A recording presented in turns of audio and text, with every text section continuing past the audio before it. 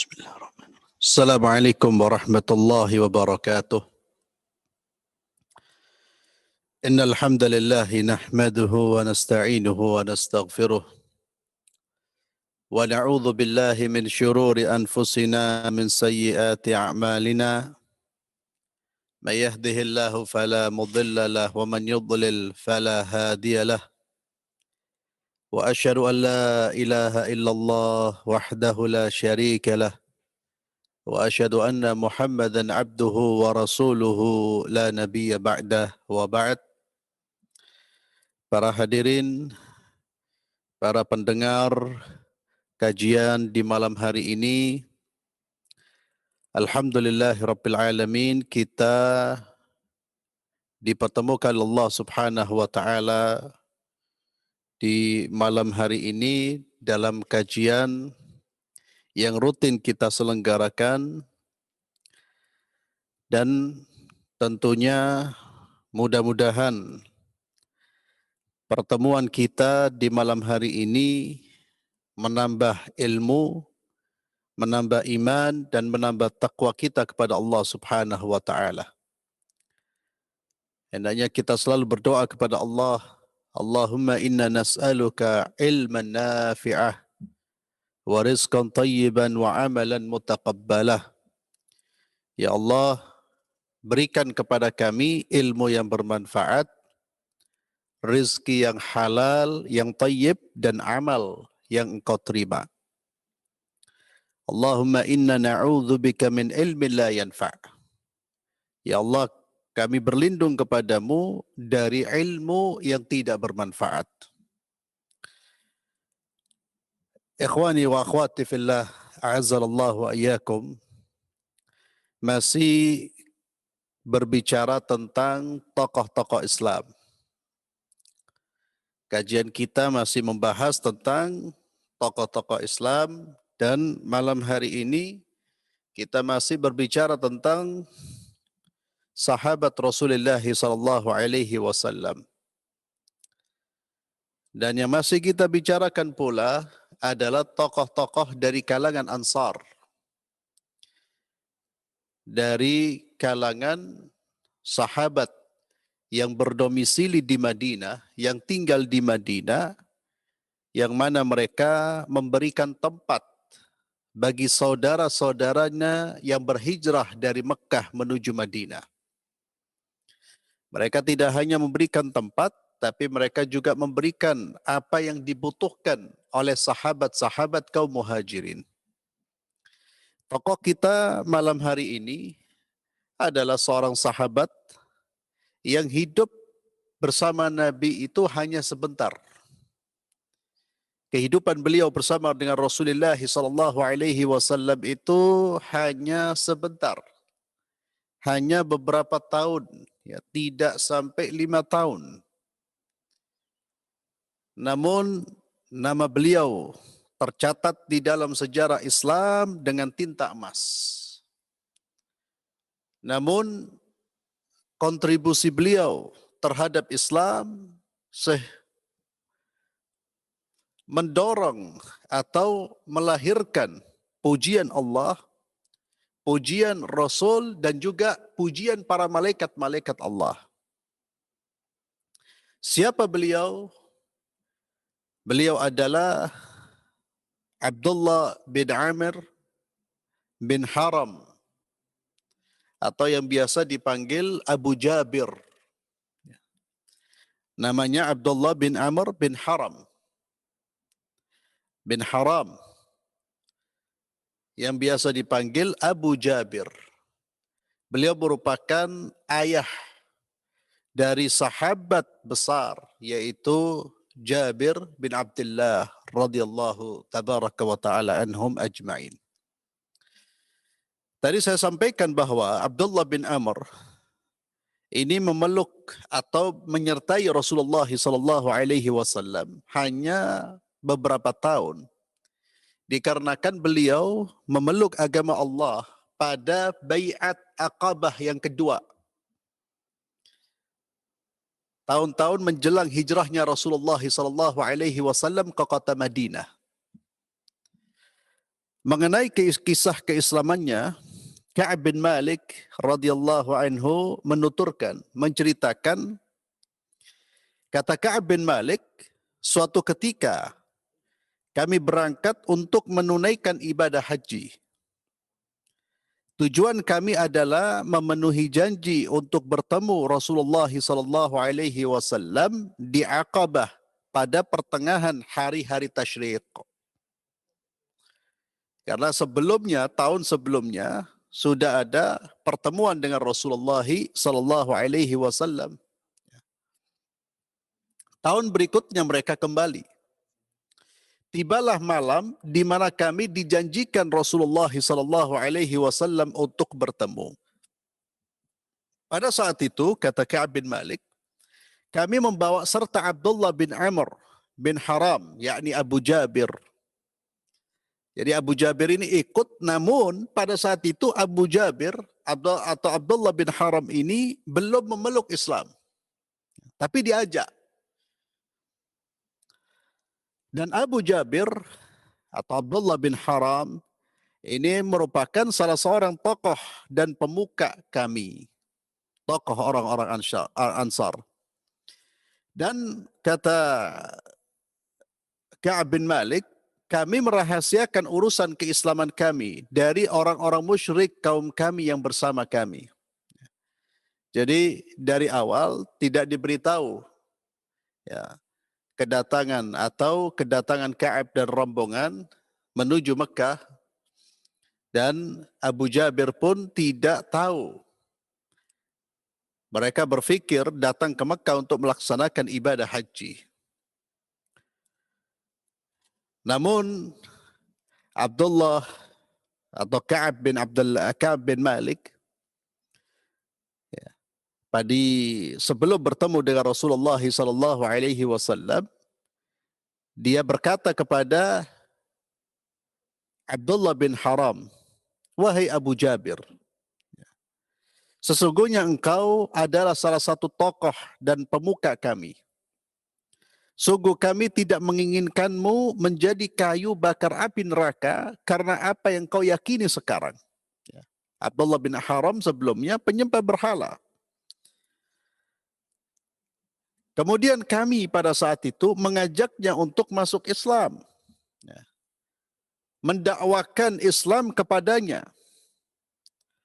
Sampai kemudian Abdullah bin Haram menerima ajakan tersebut dan memeluk agama Islam. Mereka belum bertemu dengan Rasulullah SAW, yakni di perjalanan.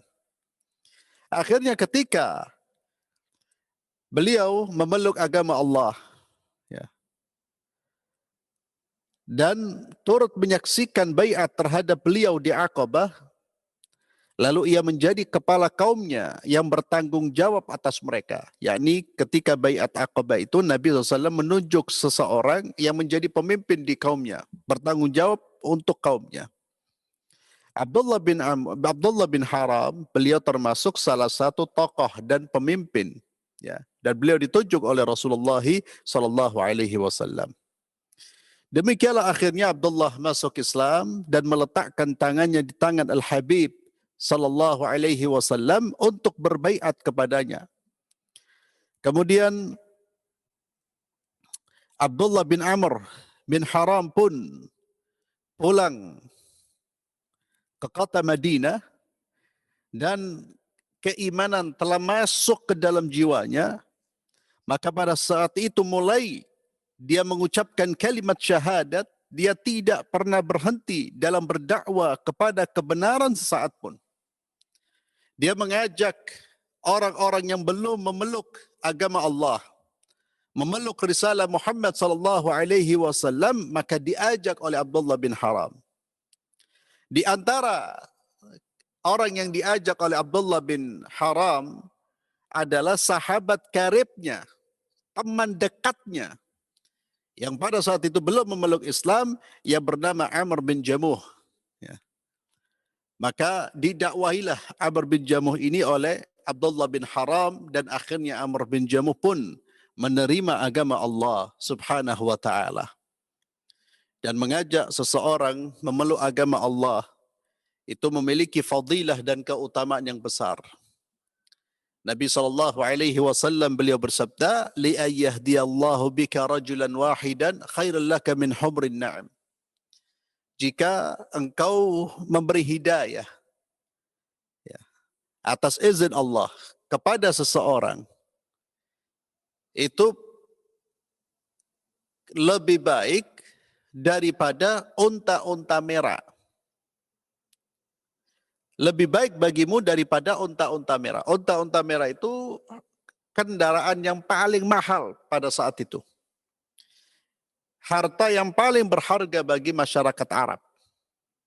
Kata Nabi, itu tidak ada bandingannya dengan keutamaan yang akan kau peroleh dikarenakan kau mengajak manusia ke jalan Allah Subhanahu wa taala.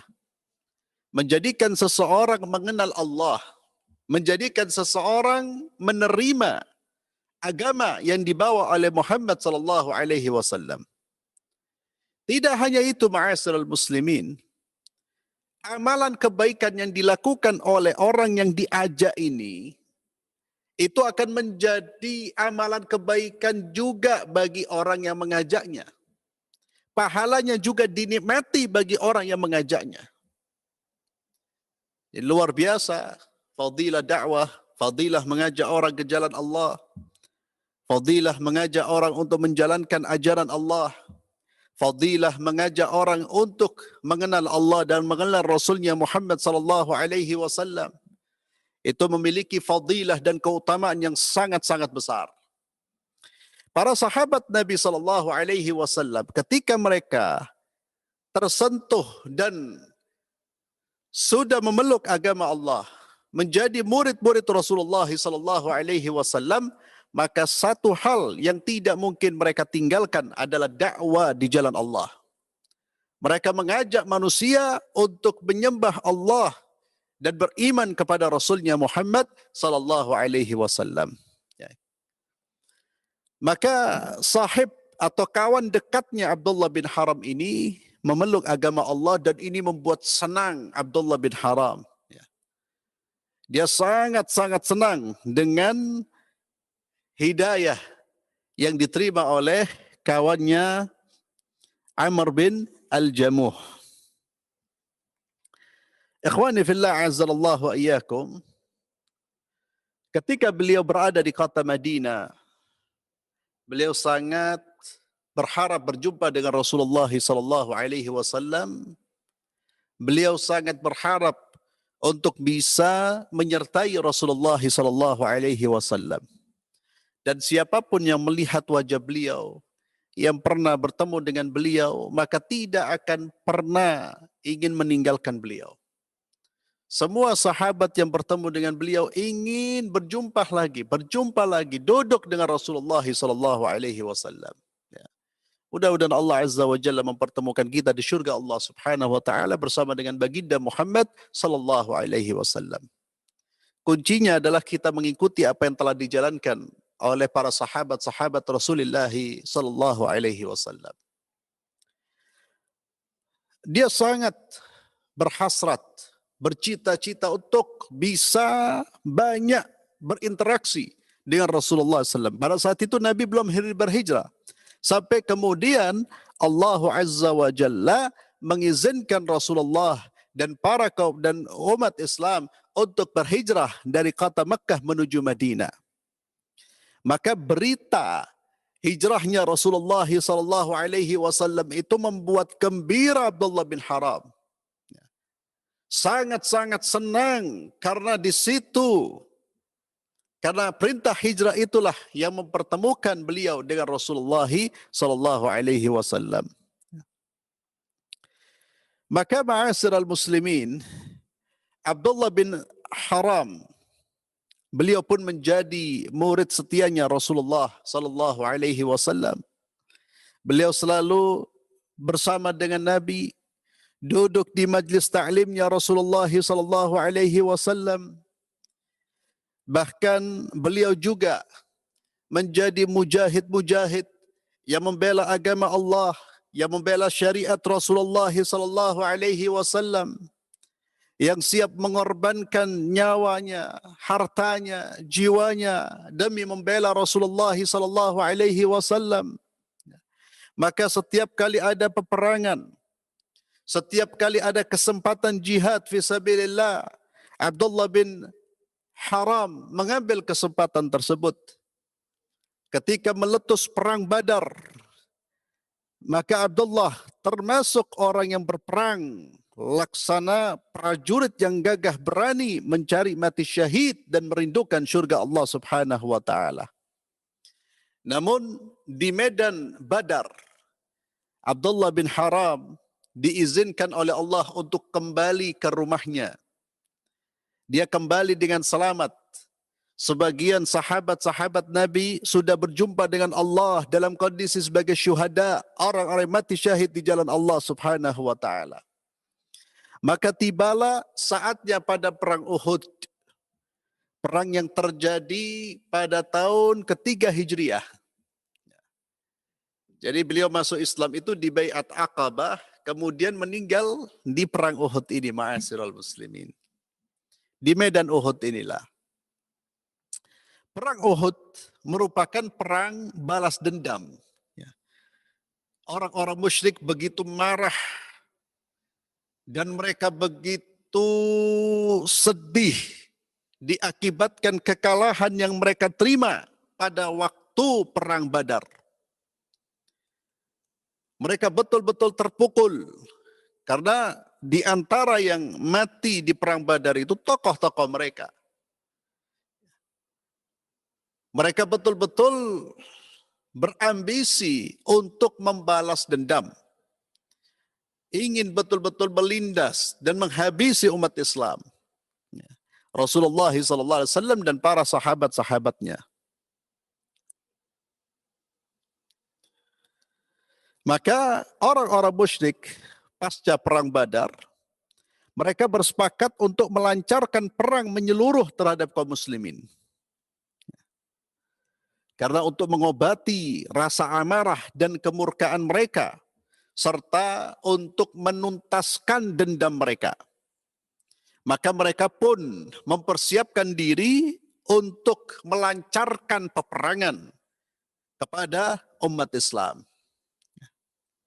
Pada saat Nabi SAW mengetahui rencana orang-orang musyrik untuk memerangi umat Islam, memerangi Rasulullah dan para sahabat-sahabatnya, maka Nabi SAW mengumpulkan sahabat-sahabatnya lalu mengajak mereka bermusyawarah.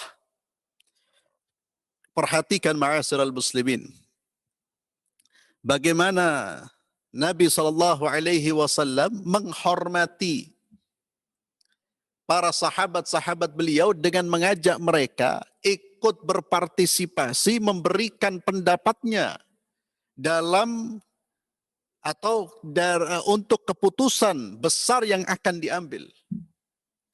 Kita tahu siapa beliau, Muhammad SAW. Beliau adalah seorang nabi, seorang rasul yang cerdas, yang dibimbing oleh Allah, yang memiliki pandangan yang tajam. Kecerdasan beliau sudah tidak bisa tidak diasingkan lagi.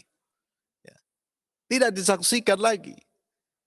Namun meskipun demikian beliau seorang rasul, pemimpin yang pasti ditaati, dihormati.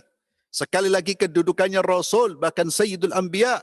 Meskipun demikian, dalam memutuskan perkara yang berkaitan dengan umatnya yang memang tidak ada perintah langsung dari Allah, bagaimana strateginya, maka beliau SAW menempuh jalur musyawarah.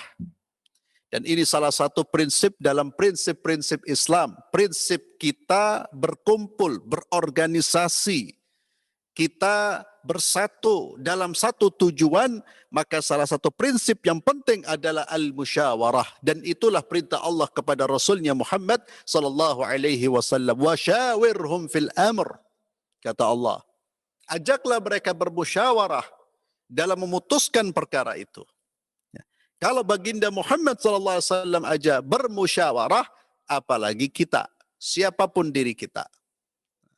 Maka seorang pemimpin jangan selalu kemudian mengambil tindakan-tindakan tanpa melibatkan ya, warga yang lain, tanpa melibatkan anak buahnya atau orang-orang yang dipimpinnya. Apalagi itu berkaitan dengan kemaslahatan bersama atau berkaitan dengan masyarakat secara umum. Dia meminta pandangan, meminta pendapat. Nabi pun mengajak mereka bermusyawarah. Nabi bertanya kepada mereka, ya, musyawarahnya itu dalam rangka menentukan apakah kita akan keluar menyongsong musuh, ya, atau bertahan di kota Madinah. Ini berbicara tentang strategi. Apakah kita menyongsong musuh sehingga kita keluar dari Madinah, bertemu mereka di luar kota Madinah, ataukah membiarkan mereka masuk ke kota Madinah, kemudian kita serang. Ya. Biarkan mereka masuk ke kota Madinah. Nabi SAW, beliau berpendapat untuk tidak keluar dari Madinah dan bertahan di kota Madinah. Dan bila musuh masuk, barulah kaum muslimin menyerang mereka di mulut-mulut jalan. Sedangkan kaum wanita diungsikan ke bagian atas rumah. Pendapatnya Nabi ini disetujui oleh Abdullah bin Ubay. Abdullah bin Ubay ini tokoh munafik. Tentu Abdullah bin Ubay setuju kepada pendapatnya Nabi bukan karena semata-mata ini pendapatnya Nabi. Tapi karena itulah strategi Abdullah bin Ubay untuk tidak berangkat jihad fisabilillah. Dan memang seperti itulah munafik, kelicikan, kehalusan perbuatan, seolah-olah mereka mendukung, padahal mereka tidak mendukung. Mereka mendukung dalam rangka mengambil manfaat. Ketika tidak ada manfaat, mereka akan menolak, bahkan akan memerangi syariat Muhammad SAW. Itu ciri orang munafik. Itulah yang dipraktekkan oleh Abdullah bin Ubay. Karena munafik hakikatnya tidak senang dengan syariat, tidak senang, dia benci. Tapi ketika ada peluang mendapatkan kemaslahatan di dalam syariat itu, maka dia akan mendukung. Dia mendukung bukan karena Muhammad SAW. Dia mendukung bukan karena pendapat Muhammad SAW. Dia mendukung karena di situ dia mendapatkan keinginannya. Berbeda dengan orang-orang beriman. Dia menerima syariat karena ini adalah syariat Allah. Karena ini diucapkan oleh Muhammad SAW yang pasti benar. Jadi Abdullah bin Ubay mendukung pendapat Nabi itu sekali lagi bukan karena cintanya kepada Nabi. Nanti kita akan melihat bagaimana kemunafikan itu tampak jelas pada diri Abdullah bin Ubay dan juga para kroni-kroninya atau orang-orang yang menyertainya. Ketika Nabi menyampaikan pendapatnya ini, ada beberapa sahabat Rasulullah SAW yang tidak sempat ikut serta dalam perang Badar. Mereka berpendapat agar keluar dari kota Madinah. Jangan bertahan di kota Madinah. Ya. Mereka merasa punya hutang ketika tidak mengikuti perang Badar. Kalau kita berperang di dalam kota, ya nuansa jihadnya itu masih kurang dibandingkan dengan ketika kita keluar menyongsong musuh. Itu sebagian sahabat. Dan ternyata itu yang banyak diikuti. Pendapat itu terlihat mendominasi. Maka Nabi SAW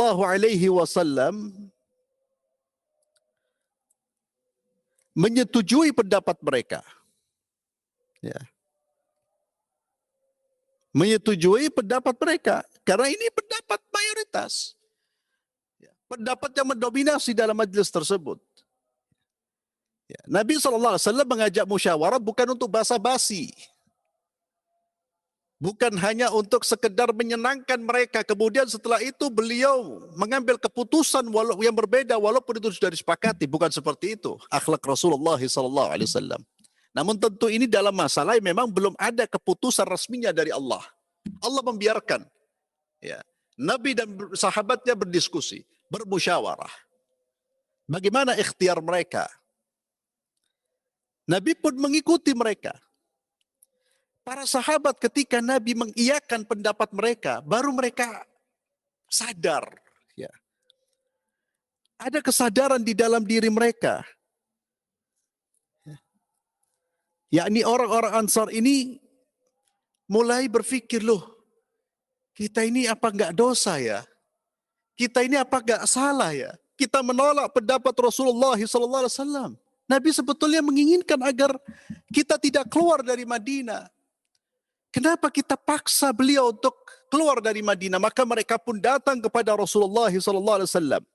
Mereka mengatakan, ya Nabi Allah, wahai Nabi Allah, kalau begitu kami akan mengikuti pendapatmu.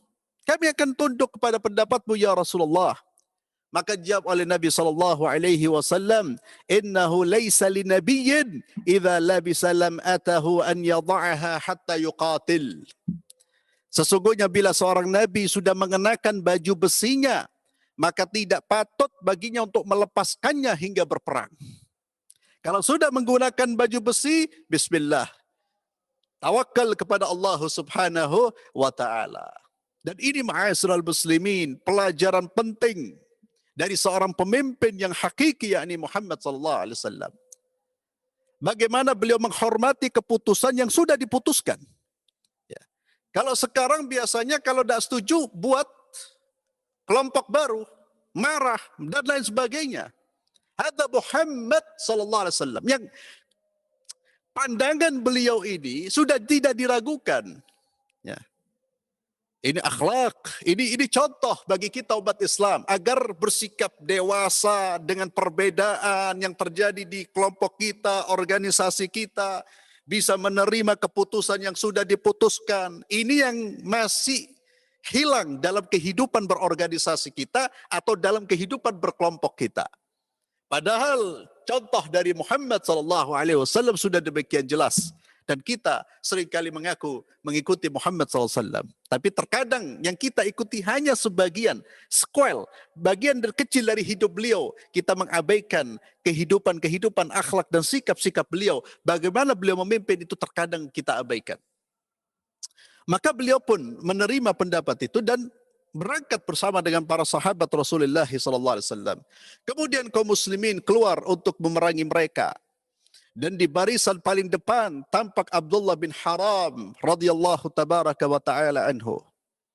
Ma'asyiral muslimin, ketika Abdullah bin Haram, tokoh yang menjadi topik pembicaraan kita pada malam hari ini, beliau keluar, ada perasaan beliau akan berjumpa dengan Allah. Ada perasaan bahwa beliau di medan Uhud akan menjadi syuhada.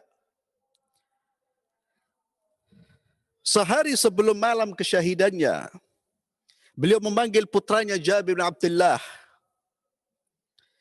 Beliau mengatakan kepada Jabir bin Abdullah, ya, dan ini diceritakan oleh Jabir bin Abdullah ketika saat perang Uhud tiba.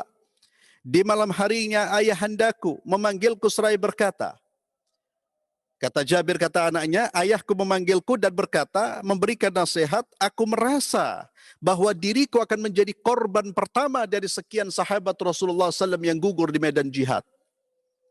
Sesungguhnya sepeninggalku aku tidak meninggalkan orang yang lebih berharga bagiku daripadamu selain Rasulullah SAW. Ya Allah. Ini pesan-pesan yang selalu disampaikan oleh para sahabat, mereka yang akan berjumpa dengan Allah. Sesuatu yang paling berharga bagi engkau, bagi kita umat Islam, wa Rasulullah SAW.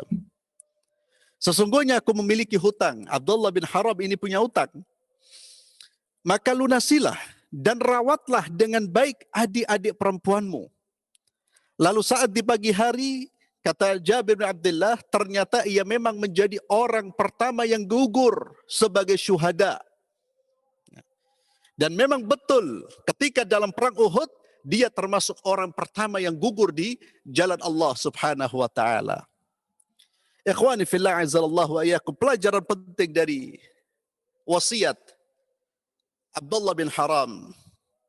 bahwa siapapun hendaknya membuat wasiat dan tidak harus menunggu dia berangkat ke medan jihad atau dia dalam kondisi yang membahayakan, tidak. Bahkan di dalam sunnah Nabi SAW mensunahkan itu tidaklah 2 malam yang kita lalui kecuali ada wasiat yang sudah tertulis. Terutama Anda yang punya hutang. Itu jangan main-main itu. Sebagaimana yang dilakukan oleh Abdullah bin Haram. Dia punya hutang. Itu yang terpenting. Wah, hal-hal yang berkaitan dengan hak-hak orang lain jangan pernah diabaikan. Wasiat, buatlah wasiat. Kita jangan hanya menulis wasiat untuk menagih atau untuk menulis nama-nama orang yang berhutang kepada kita. Tapi tulislah berapa hutang kita, siapa orang yang kita hutangi. Agar kita selamat ketika menghadap Allah Subhanahu wa ta'ala. Dan Abdullah bin Haram memperhatikan keluarganya. Bagaimana dia titip kepada Jabir bin Abdullah agar menjaga saudari-saudarinya. Dan Abdullah bin Haram pun akhirnya berjumpa dengan Allah Subhanahu wa ta'ala. Ikhwani fillah azzalallahu ayyakum. Ketika berangkat di medan perang, sebelum gugurnya beliau, Nabi berangkat bersama dengan pasukannya, lalu rombongan orang-orang munafik yang dipimpin oleh Abdullah bin Ubay ini memisahkan diri. Jadi mereka sudah keluar bersama Nabi di tengah perjalanan. Kita tahu jumlah pasukan umat Islam itu sangat sedikit jika dibandingkan dengan jumlah pasukan orang-orang musyrik. Itu pun di tengah perjalanan, orang-orang munafik yang dikepalai oleh Abdullah bin Ubay menarik diri dari pasukan kaum muslimin. Karena dia beralasan, kalian tidak mengikuti pendapat saya. Dia beralasan, karena tidak mungkin nanti kita akan bertempur dengan orang-orang musyrik. Berbagai macam alasan diajukan dan demikianlah orang-orang munafik. Mereka selalu mengungkapkan 1001 alasan dalam rangka untuk meninggalkan jihad dan dakwah di jalan Allah Subhanahu wa ta'ala. Dia pun mengundurkan, dia pun menarik pasukannya. Salah satu sahabat Abdullah bin Haram mengejar pasukan munafik dan memberi peringatan kepada mereka. Kata Abdullah bin Amr bin Haram, "Hai manusia, aku ingatkan kalian untuk takut kepada Allah. Janganlah kalian menghinakan kaum dan nabi kalian di sisi musuh-musuh mereka yang hadir." Lalu mereka pun mengungkapkan alasan-alasan. Ya, kami gini, kami gitu, kami gini. Salah satu alasannya karena kalian tidak mengikuti pendapat kami. Maka buat apa kami bersama dengan kalian? Ya. Akhirnya mereka menarik diri dan berkuranglah pasukan kaum muslimin. Ma'asyiral muslimin, terjadilah jihad fisabilillah, terjadilah pertempuran di jalan Allah Subhanahu wa taala. Pertempuran antara al-haq wal batil. Pertempuran antara al-muslimun wal musyrikun. Terjadilah pertempuran dan salah satu syuhada mereka, bahkan yang pertama kali mati syahid adalah Abdullah bin Haram. Ya. Jabir bin Abdullah putranya menceritakan, ketika Abdullah bin Haram meninggal sebagai seorang syuhada, jasadnya itu dibawa pulang atau dibawa dalam keadaan tertutup, terbungkus kain, ya, terbungkus. Dan jasadnya ini dibungkus karena memang sudah dimutilasi, sudah hancur, ya, atau banyak sekali tombakan, tusukan dan lain sebagainya. Lalu Jabir bin Abdullah, anaknya ingin membuka, oleh sahabat yang lain dilarang, jangan. Dia paksa untuk dibuka, oleh sahabat yang lain jangan. Kenapa jangan? Karena jasadnya betul-betul sangat rusak dengan tebasan pedang dan lain sebagainya.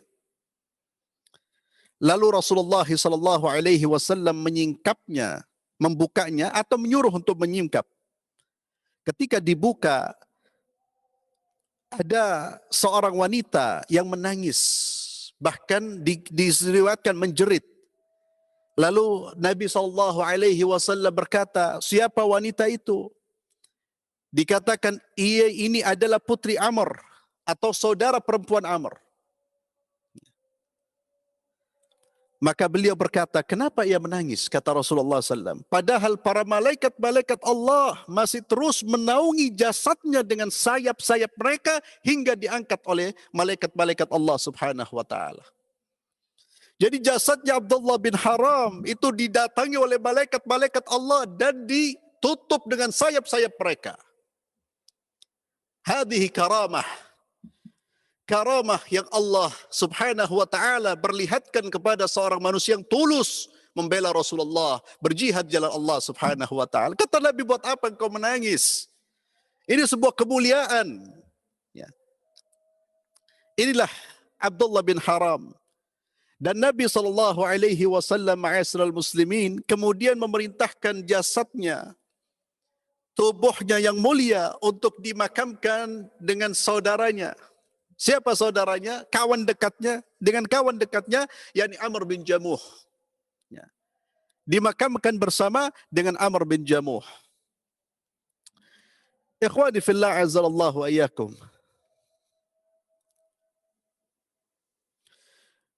Jabir bin Abdullah juga meriwayatkan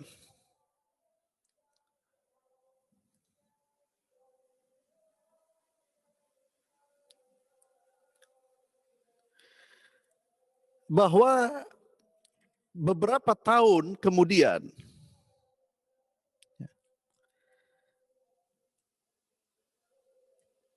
kuburannya ini karena suatu hal harus digali dan dipindahkan. Kata Jabir bin Abdullah, aku pernah melihat ayahku di liang kuburnya. Ia seolah-olah sedang tidur. Kondisinya tidak berubah sedikit pun. Padahal kematiannya sudah berlangsung selama 46 tahun. Keduanya dipindahkan ke tempat lain, lalu dikeluarkan dalam keadaan masih segar, dalam kondisi tidak kaku, tubuhnya masih lemas. Seperti orang hidup, Pak. Ini kesaksian Jabir bin Abdullah. Kemudian Jabir juga berkata, di dalam riwayat yang disebutkan oleh Imam Ibn Sa'ad, Jabir berkata, diperintahkan kepada kami untuk melihat para korban kami yang gugur ketika Muawiyah hendak menggali aliran air. Maka kami mengeluarkannya di mana kondisi jasad mereka begitu lunak. Ujung-ujungnya yakni tangan dan kakinya itu masih lentur. Ya, bahkan masih keluar ketika salah satu bagian tubuhnya diangkat itu masih keluar dari segar. Coba kita bayangkan antara zamannya Nabi tahun ketiga Hijriah meninggalnya mereka sampai zamannya Muawiyah radhiyallahu tabaraka wa ta'ala anha. 40 tahun lebih. Allah menunjukkan kemuliaan jasad para syuhada. Orang-orang yang meninggal jalan Allah Subhanahu wa ta'ala. Maka sadaqallahul azim. Tatkala Allah Subhanahu wa ta'ala firman, wala tahsabanna alladhina qutilu fi sabilillahi amwata bal ahya'un 'inda rabbihim yurzakun. Janganlah kalian mengira bahwa orang-orang yang gugur di jalan Allah itu mati. Sebaliknya, mereka itu hidup di sisi Allah Subhanahu wa ta'ala dengan terus memperoleh rezeki dari Allah Subhanahu wa ta'ala. Bahkan kehidupan mereka lebih nikmat daripada kehidupan kita. Kehidupan mereka lebih nikmat karena kenikmatan yang mereka dapatkan tidak terputus, rezeki yang tidak terputus. Adapun kita hidup di dunia, terkadang susah, terkadang sedih, mendapatkan masalah.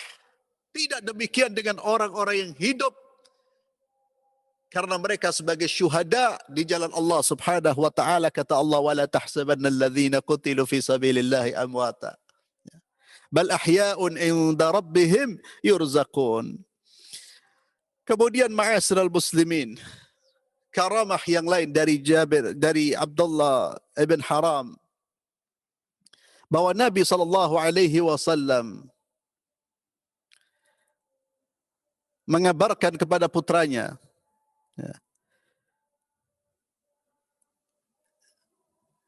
wahai Jabir, maukah aku kabarkan kepadamu apa yang dikatakan oleh Allah Azza wa Jalla kepada ayahmu? Nabi menyampaikan, maukah aku sampaikan kepadamu ya Jabir apa yang dikatakan Allah kepada ayahmu. Aku berkata, tentu saja wahai Rasulullah. Nabi menjawab, Allah tidak berbicara kepada seorang pun melainkan dari balik hijab. Sementara Allah berbicara kepada ayahmu tanpa hijab. Tentu sepeninggalnya sepeninggalnya Abdullah bin Haram.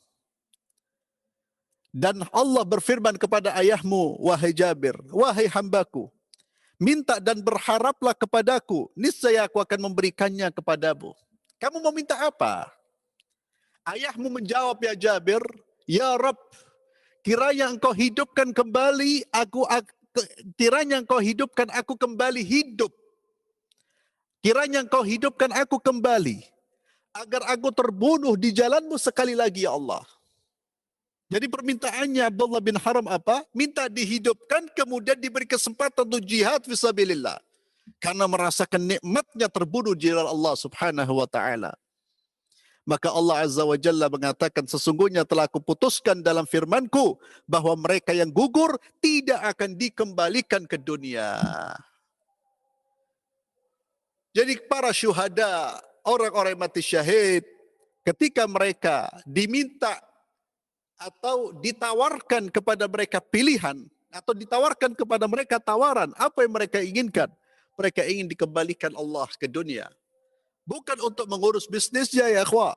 Bukan untuk melakukan urusan-urusan duniawi. Mereka ingin agar diberi kesempatan kedua kalinya untuk berjihad dan kemudian terbunuh sebagai syuhada di jalan Allah Subhanahu wa taala. Allahu Akbar. Abdullah bin Haram dengan kesaksian Rasulullah SAW berada dalam kenikmatan. Bahkan Allah mengajak berbicara. Allah berbicara kepadanya. Ma'asyiral muslimin,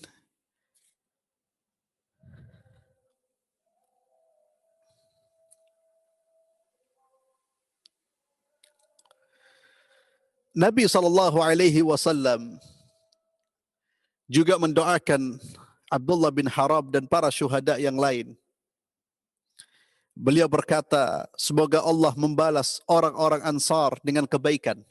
Yani orang-orang Ansar, orang yang berdomisili di Madinah yang membantu orang-orang Muhajirin atas jasa-jasa mereka kepada kita, terutama kepada Abdullah bin Amr bin Haram dan Sa'id bin Ubadah. Rasulullah SAW memberikan doa. Allah Azza wa Jalla memberikan kemuliaan. Inilah Abdullah bin Haram yang hidup sekali lagi tidak lama dengan Rasulullah SAW. Tapi catatan sejarah Islam mencatat dengan tinta emas. Pertanyaannya buat kita ma'asyiral muslimin, apa yang bisa menjadi bahan catatan dalam sejarah Islam untuk kita?